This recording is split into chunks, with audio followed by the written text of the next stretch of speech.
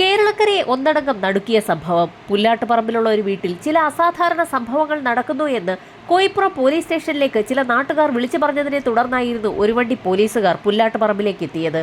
Post മാസ്റ്ററായിരുന്ന Janardhanan നായരുടെ വീട്ടിൽ ആളുകൾ കൂടി നിൽക്കുന്ന കാഴ്ചയാണ് പോലീസ് സംഘം കണ്ടത്. ആളുകളുടെ മുഖത്തെ പരിഭ്രമം കണ്ടപ്പോൾ തന്നെ ആ വീട്ടിൽ എന്തോ സംഭവിച്ചിട്ടുണ്ടെന്ന് പോലീസുകാർക്ക് വ്യക്തമായി. അവിടെ കൂടി നിന്ന ആളുകളെ വകഞ്ഞു മാറ്റിക്കൊണ്ട് ജനാർദ്ദനൻ നായരുടെ വീടിനുള്ളിലേക്ക് പ്രവേശിച്ച പോലീസ് സംഘം അക്ഷരാർത്ഥത്തിൽ നടുങ്ങിപ്പോയി.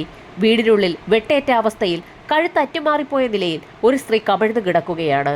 ആ കാഴ്ച കണ്ട പോലീസുകാർ മറ്റൊരു കാര്യം കൂടി കണ്ടു. ഡെഡ് ബോഡി കിടക്കുന്നതിന് സമീപമുള്ള ഡൈനിങ് ഹാളിന്റെ ഭാഗത്തും അടുക്കള ഭാഗത്തും രക്തം തളം കെട്ടി കിടക്കുകയാണ്. ആ ഭാഗത്ത് എങ്ങനെയാണ് രക്തം വന്നതെന്ന് പോലീസുകാർക്ക് സംശയം തോന്നി. അതിനുള്ള മറുപടി അവിടെ കൂടി നിന്ന നാട്ടുകാർ തന്നെയാണ് പോലീസിനോട് പറഞ്ഞത്. പോസ്റ്റ് മാസ്റ്ററിന്റെ ഭാര്യയായ രമയാണ് കൊല്ലപ്പെട്ട് കിടക്കുന്നത്. അവർ ഡൈനിങ് ഹാളിന് സമീപമായിരുന്നു ആദ്യം കിടന്നിരുന്നത്. അവരെ ഹോസ്പിറ്റലിൽ എത്തിക്കുന്നതിന് വേണ്ടി ഡൈനിങ് ഹാളിന്റെ ഭാഗത്തു നിന്നും എല്ലാവരും കൂടി ചേർന്നായിരുന്നു ഡൈനിങ് ഹാളിന്റെ ഭാഗത്തു നിന്നും പ്രധാന ഹാളിന് സമീപത്തേക്ക് വലിച്ചിഴച്ച് കൊണ്ടുവന്നത്. എന്നാൽ അപ്പോഴേക്കും അവർ മരണപ്പെട്ടു എന്ന് മനസ്സിലാക്കിയതിനെ തുടർന്ന് ആ ഹാളിൽ തന്നെ കിടത്തുകയായിരുന്നു. കൊല്ലപ്പെട്ട സ്ത്രീയുടെ ഭർത്താവ് ജനാർദ്ദനൻ നായരോട് പോലീസ് സംഘം കാര്യങ്ങളൊക്കെ വിശദമായി തിരക്കി. അന്നും പതിവ് പോലെ വൈകുന്നേരം 5 മണിയോടുകൂടി പോസ്റ്റ് ഓഫീസിൽ നിന്നും വീട്ടിലേക്ക് എത്തിയതായിരുന്നു ജനാർദ്ദനൻ.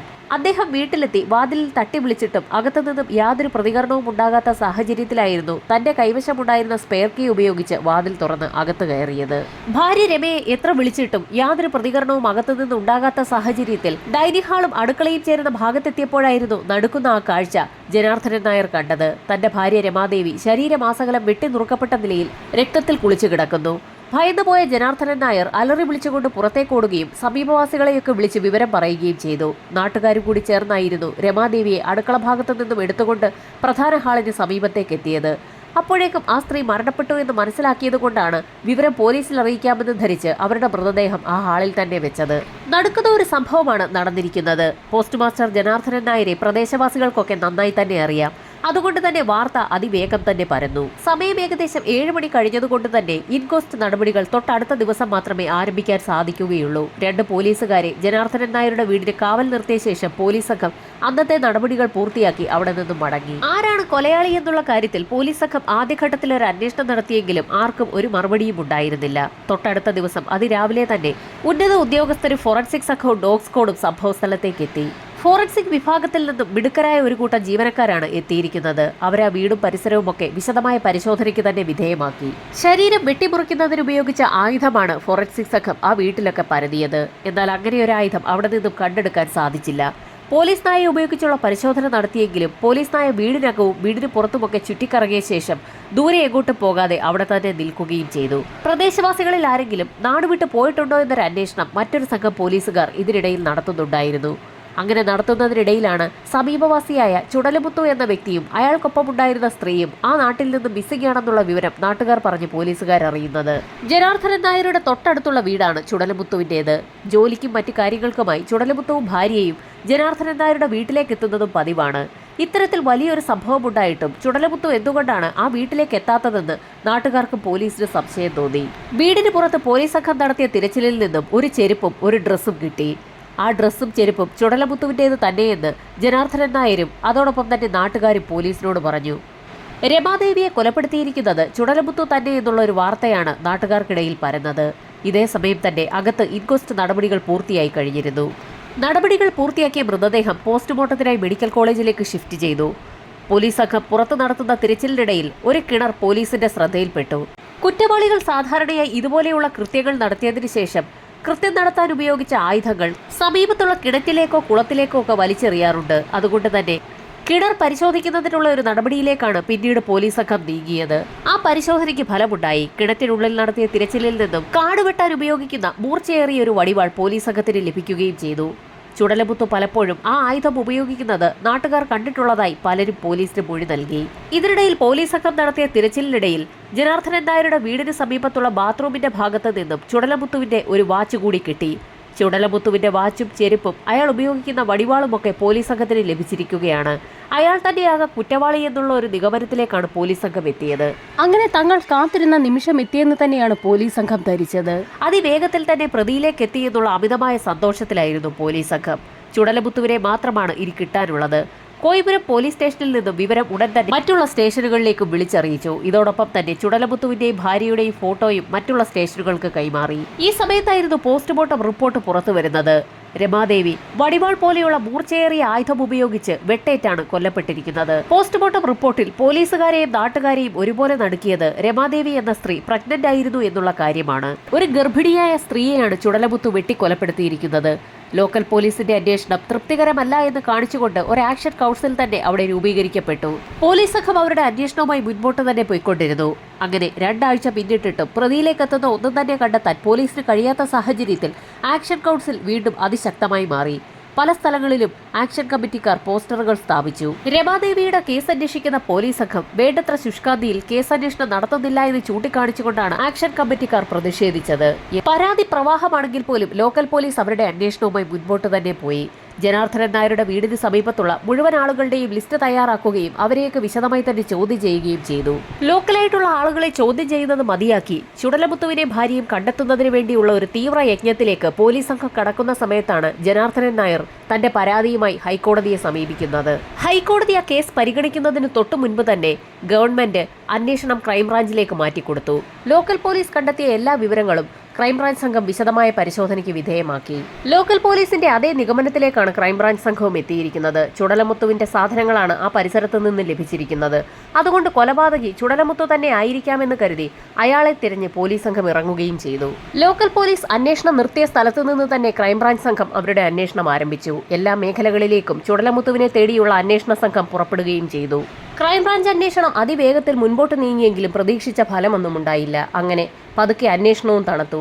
ഈ സമയത്തായിരുന്നു സ്റ്റേഷനുകളിലുള്ള പെൻഡിംഗ് കേസുകൾ അന്വേഷിക്കുന്നതിനായി പുതിയൊരു സംഘം രൂപീകരിക്കപ്പെട്ടതും അവരന്വേഷണത്തിനായി തയ്യാറെടുത്തതും കേസന്വേഷണം നടത്തിയതും. ക്രൈംബ്രാഞ്ച് സംഘവും പുതിയ അന്വേഷണ ഉദ്യോഗസ്ഥരും മാറി മാറി അന്വേഷിച്ച് വർഷങ്ങൾ പിന്നിട്ടിട്ടും ചുടലമുത്തുവിനെയും ഭാര്യയും കണ്ടെത്താൻ കഴിഞ്ഞില്ല. ഇതിനിടയിൽ തന്റെ വീടും പറമ്പും ജനാർദ്ദനൻ നായർ മറ്റൊരു വ്യക്തിക്ക് വിൽക്കുകയും തൃശൂരിലേക്ക് താമസം മാറുകയും ചെയ്തിരുന്നു. ജനാർദ്ദനൻ നായരുടെ കൈവശത്തു നിന്നും വീട് വാങ്ങിയ വ്യക്തി ഒരു ദുർമരണം നടന്ന വീടായതുകൊണ്ട് തന്നെ ആ വീട് ഇടിച്ചു പൊളിച്ച് കളയുകയും ചെയ്തു. അങ്ങനെയൊരു വീട് ആ സ്ഥലത്തുണ്ടായിരുന്നു എന്ന് കണ്ടുപിടിക്കാൻ പോലും കഴിയാത്ത തരത്തിൽ അവിടെ കാട് പിടിക്കുകയും ചെയ്തു. വർഷങ്ങൾ പിന്നിട്ടിട്ടും പോലീസ് സംഘം അവരുടെ അന്വേഷണം തുടരുക തന്നെ ചെയ്തു. അങ്ങനെ ഇരുന്നപ്പോഴായിരുന്നു അന്വേഷണത്തിന്റെ ഭാഗമായി തെങ്കാശിയിലെത്തിയ പോലീസ് സംഘം അവിടെ വെച്ച് ഒരു സ്ത്രീയെ പരിചയപ്പെടുന്നത്. ആ സ്ത്രീയെ കസ്റ്റഡിയിലെടുത്ത പോലീസ് സംഘം അവരെ ഒരു രഹസ്യ കേന്ദ്രത്തിലേക്ക് കൊണ്ടുവരികയും വിശദമായി ചോദ്യം ചെയ്യുകയും ചെയ്തു. ചില ഞെട്ടിക്കുന്ന കാര്യങ്ങളാണ് ആ സ്ത്രീ പോലീസിന് കൈമാറിയത്. അവർ പങ്കുവച്ച കാര്യങ്ങളെ തുടർന്ന് തൊട്ടടുത്ത ദിവസം നാട്ടുകാരെ ഞെട്ടിക്കുന്ന മറ്റൊരു സംഭവമുണ്ടായി. വലിയൊരു പോലീസ് സന്നാഹം തന്നെ പുല്ലാട്ടുപറമ്പിൽ ജനാർദ്ദനൻ നായരുടെ പഴയ വീടിരുന്ന സ്ഥലത്തേക്ക് എത്തി. കഴിഞ്ഞ കുറെ കാലങ്ങളായി പോലീസുകാർ ആ ഭാഗത്തേക്ക് എത്താതെ ഇരിക്കുകയായിരുന്നു. പ്രദേശമാകെ കാട് പിടിച്ചു കിടക്കുന്നതുകൊണ്ട് തന്നെ അവിടെ നിന്നും ഒന്നും കണ്ടെത്താൻ പോലീസ് സംഘത്തിന് കഴിയാത്ത സാഹചര്യത്തിലായിരുന്നു അന്വേഷണം പോലും മുഴപ്പിയത്. ആ സ്ഥലത്തേക്കാണ് വീണ്ടും പോലീസ് സംഘം എത്തിയിരിക്കുന്നത്. പോലീസുകാർക്കൊപ്പം ജീപ്പിൽ നിന്നും മാസ്ക് ധരിച്ച തലമുടി നരച്ച ഒരു വ്യക്തി കൂടി പുറത്തേക്കിറങ്ങി. ആ വ്യക്തിയെ കണ്ട നാട്ടുകാർ ആകെ നടുങ്ങിപ്പോയി. അത് സാക്ഷാൽ ജനാർദ്ദനൻ നായർ തന്നെയായിരുന്നു. വീടിരുന്ന സ്ഥലത്തെത്തി ജനാർദ്ദനൻ നായർ ഓരോ മുറിയായി പോലീസ് സംഘത്തെ കാണിച്ചു കൊടുത്തു. വീടിന്റെ പ്രധാന ഹാളും അടുക്കള ഭാഗവും രമാദേവി വെട്ടേറ്റ് കിടന്ന സ്ഥലവും തങ്ങൾ രമാദേവിയെ വലിച്ചുകൊണ്ടുപോയി കിടത്തിയ പ്രധാന ഹാളുമൊക്കെ ജനാർദ്ദനൻ നായർ പോലീസുകാർക്ക് കാണിച്ചു കൊടുത്തു. അക്കാര്യങ്ങളൊക്കെ നേരത്തെ തന്നെ ജനാർദ്ദനൻ തന്നെ പറഞ്ഞ് നാട്ടുകാർ കേട്ടിട്ടുള്ളതാണ്. എന്നാൽ അതിനോടൊപ്പം അയാൾ മറ്റൊരു വാചകം കൂടി ചേർത്ത് പറഞ്ഞു.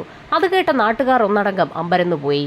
ഭാര്യ രമാദേവിയെ വെട്ടിക്കൊലപ്പെടുത്തുന്നതിനുള്ള വടിവാൾ താൻ ചായ്പിലായിരുന്നു സൂക്ഷിച്ചിരുന്നതെന്നായിരുന്നു ജനാർദ്ദനൻ നായർ പോലീസിനോട് പറഞ്ഞത്. വീടിരിക്കുന്ന ഭാഗത്തു നിന്നും കിണറിന്റെ ഭാഗത്തേക്കെത്തിയ ജനാർദ്ദനൻ നായർ രമാദേവിയെ വെട്ടിക്കൊലപ്പെടുത്തിയ ശേഷം വടിവാൾ ആ കിണറ്റിലേക്കാണ് താൻ വലിച്ചെറിഞ്ഞതെന്നും പോലീസിനോട് പറഞ്ഞു.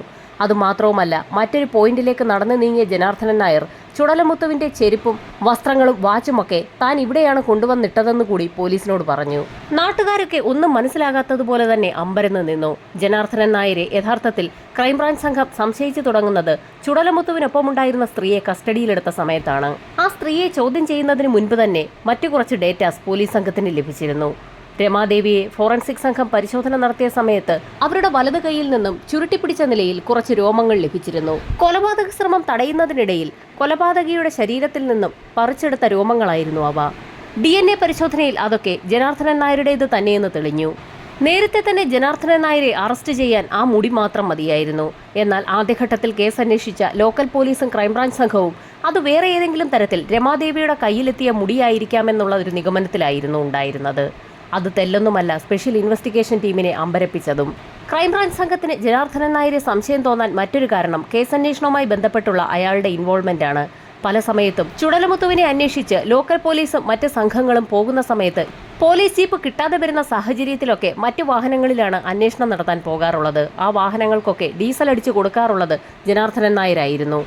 തന്റെ ഭാര്യയോട് അത്രയേറെ സ്നേഹം ജനാർദ്ദനൻ നായർക്കുണ്ടായതുകൊണ്ടാണ് അയാൾ അങ്ങനെ പണം മുടക്കുന്നതെന്നായിരുന്നു ലോക്കൽ പോലീസിന്റെയും ക്രൈംബ്രാഞ്ച് സംഘത്തിന്റെയും ആദ്യഘട്ടത്തിലെ നിഗമനം. കേസന്വേഷണത്തിന് ജനാർദ്ദനൻ നായർ തന്നെ പണം മുടക്കുന്നതുകൊണ്ട് തന്നെ ആ ഘട്ടത്തിലൊക്കെ അന്വേഷണം വളരെ വിപുലമായി നടക്കുകയും ചെയ്തു. അതൊക്കെ ജനാർദ്ദനൻ നായരുടെ ഒരു തന്ത്രമായിരുന്നു. കേസന്വേഷണം ചുടലമുത്തുവിലേക്ക് മാത്രം കേന്ദ്രീകരിക്കുന്നതിന് വേണ്ടി പോലീസിനെ അതിലേക്ക് അയാൾ നയിക്കുകയായിരുന്നു. എന്നാൽ പിന്നീടത്തെ സ്പെഷ്യൽ ഇൻവെസ്റ്റിഗേഷൻ ടീം വിശദമായ ഫോറൻസിക് പരിശോധനാ റിപ്പോർട്ടുകൾ വായിച്ചു നോക്കിയതോടുകൂടി അവരുടെ അന്വേഷണവും ജനാർദ്ദനൻ നായരിലേക്ക് കേന്ദ്രീകരിക്കുകയായിരുന്നു. വളരെ രഹസ്യമായി തന്നെ അവർ ജനാർദ്ദനെ നിരീക്ഷിച്ചു തുടങ്ങി. പോലീസിനൊപ്പം നിന്ന് ചുടലമുത്തുവിനെ അന്വേഷിക്കുന്ന ജനാർദ്ദനൻ നായർ തന്നെയാണ് യഥാർത്ഥ കൊലയാളിയെന്ന് അങ്ങനെയാണ് സ്പെഷ്യൽ ഇൻവെസ്റ്റിഗേഷൻ ടീം തിരിച്ചറിഞ്ഞത്.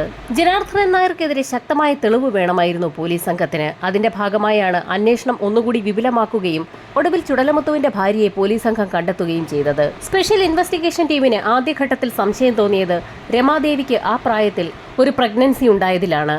ജനാർദ്ദനൻ നായർക്കും ഭാര്യയ്ക്കും ആ പ്രായത്തിൽ ഒരു പ്രഗ്നൻസി ഉണ്ടാകാൻ സാധ്യതയുണ്ടോ എന്നുള്ള ഒരു അന്വേഷണത്തിലേക്കാണ് പിന്നീട് സ്പെഷ്യൽ ഇൻവെസ്റ്റിഗേഷൻ ടീം കടന്നത്. ഈ പ്രായത്തിൽ ഭാര്യ ഗർഭിണിയാകുന്ന സാഹചര്യത്തിൽ ഭാര്യയെ ഭർത്താവ് സംശയിക്കാൻ സാധ്യതയുണ്ടെന്നും അങ്ങനെ വരുമ്പോൾ ജനാർദ്ദനൻ നായർ രമാദേവിയെ സംശയിക്കാൻ സാധ്യതയുണ്ടെന്നും പോലീസ് സംഘം കണ്ടെത്തി. ഫോറൻസിക് സംഘത്തിന്റെ എല്ലാ സംശയവും ജനാർദ്ദനൻ നായരിൽ തന്നെയായിരുന്നു. അങ്ങനെയെങ്കിൽ കൊലപാതകിയുടെ മോട്ടീവ് കണ്ടുപിടിക്കുക എന്നുള്ളതായിരുന്നു SITയുടെ ലക്ഷ്യം. ചുടലമുത്തുവിന്റെ ഭാര്യയെ ചോദ്യം ചെയ്തപ്പോൾ ഞെട്ടിക്കുന്ന ചില സത്യങ്ങളായിരുന്നു പോലീസ് സംഘം അറിഞ്ഞത്. ചുടലമുത്തു പലപ്പോഴും പകൽ സമയങ്ങളിൽ ജനാർദ്ദനൻ നായരുടെ വീട്ടിലേക്ക് പല ജോലികൾക്കുമായി പോകാറുണ്ട്. അയാളുടെ ഭാര്യയും അവിടേക്ക് പോകാറുണ്ട്. ചെറുപ്പക്കാരനായ ചുടലമുത്തുവും ഭാര്യ രമാദേവിയും തമ്മിൽ സംസാരിക്കുന്നത് കണ്ടപ്പോൾ പല പ്രാവശ്യവും ജനാർദ്ദനൻ നായർക്ക് സംശയം തോന്നി. ആ സംശയം ഉറച്ചതാകട്ടെ രമാദേവി ഗർഭിണിയായി എന്നുള്ള കാര്യം ജനാർദ്ദനൻ നായർ അറിഞ്ഞ നിമിഷത്തിലായിരുന്നു. താൻ കാരണം ഒരു കാരണവശാലും ഭാര്യ ഗർഭിണിയാകില്ല എന്നുറപ്പ് ജനാർദ്ദനൻ നായർക്കുണ്ടായിരുന്നു. തന്റെ ഭാര്യ മറ്റൊരാളിൽ നിന്ന് ഗർഭിണിയായി എന്നുള്ള കാര്യം ജനാർദ്ദനൻ നായർക്ക് സഹിക്കാൻ കഴിയാത്ത കാര്യമായിരുന്നു. അങ്ങനെയായിരുന്നു അയാൾ ഭാര്യയായ രമാദേവിയെ കൊലപ്പെടുത്താൻ തീരുമാനിച്ചതും അത് നടപ്പിലാക്കിയതും. ചുടലമുത്തുവും രമാദേവിയും തമ്മിലുള്ള അടുപ്പത്തെക്കുറിച്ചൊക്കെ അയാളുടെ ഭാര്യ തന്നെയായിരുന്നു പോലീസിൽ പറഞ്ഞത്. എന്നാൽ ഇപ്പോഴും നിലനിൽക്കുന്ന ചോദ്യം ചുടലമുത്തു എന്ന വ്യക്തി എവിടെയെന്നുള്ളതാണ്. അയാളെ ഇതുവരെയും കണ്ടെത്താൻ അന്വേഷണ സംഘത്തിന് കഴിഞ്ഞിട്ടില്ല. അല്ലെങ്കിൽ കണ്ടെത്തിയ വിവരങ്ങളൊന്നും തന്നെ ഇൻവെസ്റ്റിഗേഷൻ ടീം പുറത്തുവിട്ടിട്ടുമില്ല. ജനാർദ്ദനൻ നായർ കുറ്റം സമ്മതിച്ചതോടുകൂടി അയാളുടെ അറസ്റ്റ് രേഖപ്പെടുത്തി റിമാൻഡ് ചെയ്തിരിക്കുകയാണ്. കേസന്വേഷണം ഇപ്പോഴും നടക്കുകയാണ്. സംഭവം നടന്ന് 17 വർഷങ്ങൾക്കിപ്പുറമാണ് ജനാർദ്ദനൻ നായർ എന്ന ഭർത്താവിനെ പോലീസ് സംഘം ഇപ്പോൾ അറസ്റ്റ് ചെയ്തിരിക്കുന്നത്. ചുടലമുത്തുവിന് എന്ത് സംഭവിച്ചു എന്നുള്ള കാര്യത്തിൽ ഇപ്പോഴും വ്യക്തത വന്നിട്ടില്ല. അയാളെ കൂടി ജനാർദ്ദനൻ നായർ വകവരുത്തിയോ എന്നുള്ള കാര്യത്തിലാണ് ഇപ്പോൾ പോലീസിന് സംശയമുള്ളത്. അക്കാര്യത്തിൽ കൂടുതൽ വ്യക്തത വരണമെങ്കിൽ കേസ് കോടതിയിലെത്തണം. ആ സംഭവം നടന്നതിന് ശേഷം ചുടലമുത്തുവിനെ ആരും കണ്ടിട്ടില്ല. ചുടലമുത്തു ജീവനോടെ ഉണ്ടായിരുന്നെങ്കിൽ ഇതിനു മുൻപ് തന്നെ രംഗത്തെത്തേണ്ടതാണ്. എന്നിരുന്നാലും കോടതിയിൽ വിചാരണ ഉടൻ തന്നെ ആരംഭിക്കുന്ന സാഹചര്യത്തിൽ കേസിൽ ഉൾപ്പെട്ടിട്ടുള്ള കൂടുതൽ കാര്യങ്ങൾക്ക് ഉടൻ തന്നെ വ്യക്തത വരും.